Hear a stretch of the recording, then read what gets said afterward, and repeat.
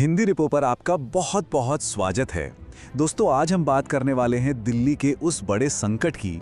एक ऐसा संकट जो हर सांस के साथ ना और भी ज्यादा गहरा होता जा रहा है।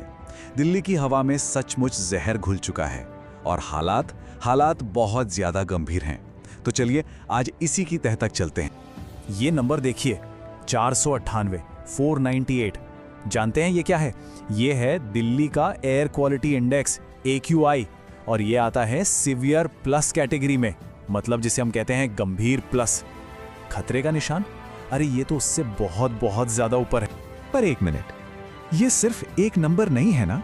नहीं, ये दिल्ली में रहने वाले करोड़ों लोगों की वो असलियत है, वो जहरीली हकीकत है जिसमें वो हर पल हर एक सांस ले रहे हैं। सोचिए, एक ऐसा जहर जो सीधा हमारे फेफड़ों पर अटैक कर रहा है। तो आज हम इस पूरे मामले को कैसे समझेंगे? देखिए, सबसे पहले तो ये जानेंगे कि आखिर दिल्ली का दम घुट क्यों रहा है। फिर इसका हमारी सेहत पर, मतलब हम सब पर क्या जानलेवा असर हो रहा है। इसके बाद हम हवा में छिपे एक ऐसे अदृश्य जहर की बात करेंगे जिसके बारे में शायद बहुत कम लोग जानते हैं। फिर देखेंगे कि ये जो नियमों का जाल है वो क्यों हर साल फेल हो जाता है। और हाँ, सबसे आखिर में वो सवाल जो अक्सर पूछा नहीं जाता, उन मजदूरों का क्या जिनकी रोजी रोटी इन पाबंदियों की वजह से ठप हो जाती। तो चलिए सबसे पहले हिस्से से शुरू करते हैं। दिल्ली का दम घुट रहा है।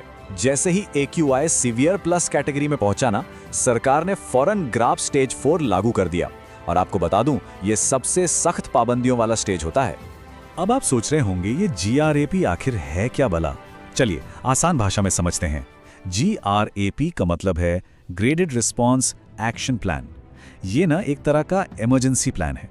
जैसे जैसे हवा की क्वालिटी खराब होती जाती है, वैसे वैसे इसके अलग अलग स्टेज लागू होते हैं और पाबंदियां भी सख्त से सख्त होती चली जाती हैं।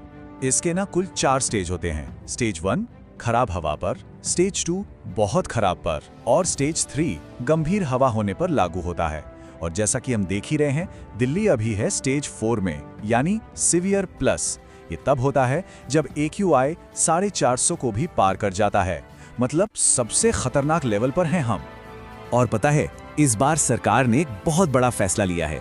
GRAP 4 के 2 नियमों को अब परमानेंट कर दिया गया है, हमेशा के लिए। पहला, नो PUC नो फ्यूल, मतलब अगर आपकी गाड़ी का पोल्यूशन सर्टिफिकेट वैलिड नहीं है तो पेट्रोल डीजल नहीं मिलेगा, सिंपल। और दूसरा, अब दिल्ली में दूसरे राज्यों से सिर्फ BS6 गाड़ियां ही आ पाएंगी, यानी वो गाड़ियां जो सबसे कम पोल्यूशन करती हैं। चलिए अब आते हैं दूसरे और सबसे ज्यादा चिंता वाले हिस्से पर। हमारी सेहत पर ये जो जानलेवा हमला हो रहा है उसकी बात करते हैं। क्योंकि यहाँ एक तरफ तो डॉक्टर हैं जो लगातार चेतावनी दे रहे हैं, और दूसरी तरफ हैं सरकारी बयान जो कुछ और ही कहानी सुनाते हैं। जरा इस बात पर गौर कीजिए, ये बहुत डराने वाली बात है। पल्मोनोलॉजिस्ट हैं डॉक्टर मनीष गौतम। वो कहते हैं नॉर्थ इंडिया में रहने वाले लाखों लोगों के लिए नुकसान तो पहले ही हो चुका है और पता भी नहीं चल रहा है। सांस की बीमारियों का एक बहुत बड़ा छिपा हुआ बोझ तैयार हो रहा है। मतलब ये एक टिकिंग टाइम बॉम्ब जैसा है जो बस फटने का इंतजार कर रहा है। अब यहाँ जो विरोधाभास है उसे देखिए। एक तरफ सरकार संसद में कहती है कि उनके पास ऐसा कोई ठोस डेटा नहीं है जो ये साबित करे कि प्रदूषण से फेफड़ों की बीमारियां या मौतें हो रही हैं, और वहीं दूसरी तरफ डॉक्टर चीख कर कह रहे हैं कि उनके पास अकाट्य वैज्ञानिक सबूत हैं, ऐसे सबूत जो प्रदूषण को सीधे सीधे दिल, सांस और यहाँ तक कि दिमाग की बीमारियों से भी जोड़ते हैं। और देखिए, सबूत तो जमीन पर साफ दिख रहा है। अकेले दिसंबर के महीने में, सिर्फ 1 महीने में, दिल्ली के अस्पतालों में सांस के मरीजों की संख्या में 20 से 30% का उछाल आया है। ये आंकड़े क्या बताते हैं? यही कि डॉक्टरों की बात में दम है।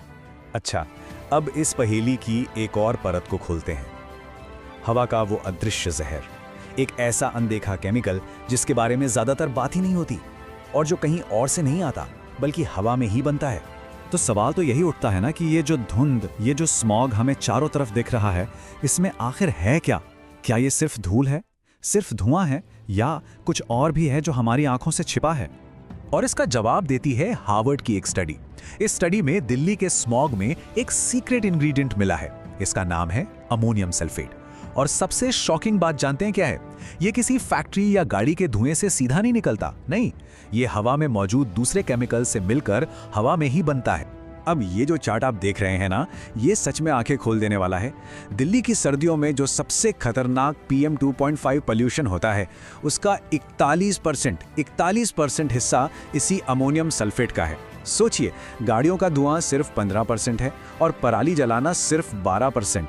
मतलब हमारा सबसे बड़ा दुश्मन तो वो है जिसे हम देख भी नहीं पा रहे।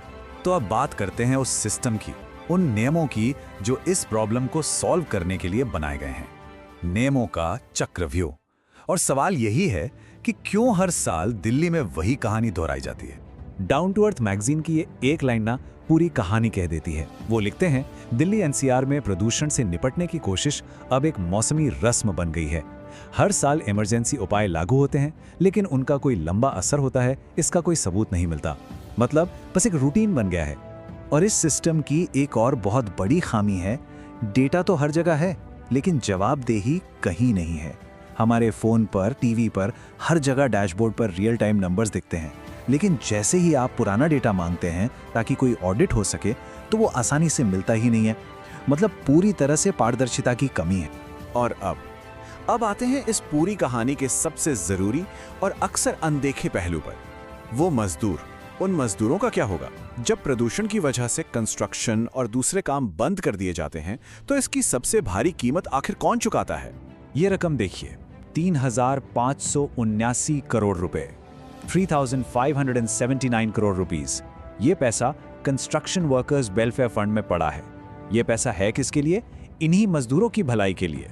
लेकिन CAG की रिपोर्ट जो बताती है वो हैरान करने वाला है। इस इतने बड़े फंड का सिर्फ 9.5% हिस्सा ही असल में मजदूरों की कल्याण योजनाओं पर खर्च हुआ। बाकी सारा पैसा बस पड़ा का पड़ा है। और ये आंकड़ा तो शायद सबसे ज्यादा चौंकाने वाला है। सरकारी मदद के लिए ना मजदूरों को अपना रजिस्ट्रेशन रिन्यू करवाना पड़ता है। पूरे देश में इसका औसत 74% है, लेकिन दिल्ली में सिर्फ 7.3% मजदूर ही अपना रजिस्ट्रेशन रिन्यू करा पाए। इसका मतलब क्या हुआ? मतलब ये कि 90% से ज्यादा मजदूर तो सिस्टम से ही बाहर हैं। तो ये सब कुछ जानने के बाद असली सवाल तो यही उठता है ना कि हमें नियम बदलने की जरूरत है या नीयत बदलने की। क्योंकि नियम तो देखिए हर साल बनते हैं, पर हालात तो जस के तस बने हुए हैं। इस पूरे मुद्दे पर आपकी क्या राय है? आप क्या सोचते हैं? हमें नीचे कमेंट्स में जरूर बताइएगा। और हाँ, अगर आप ऐसे ही जरूरी मुद्दों को और गहराई से समझना चाहते हैं तो हिंदी रेपो को सब्सक्राइब करना बिल्कुल मत भूलिएगा। हम आपके लिए ऐसी ही जानकारी लगातार लाते रहेंगे। शुक्रिया।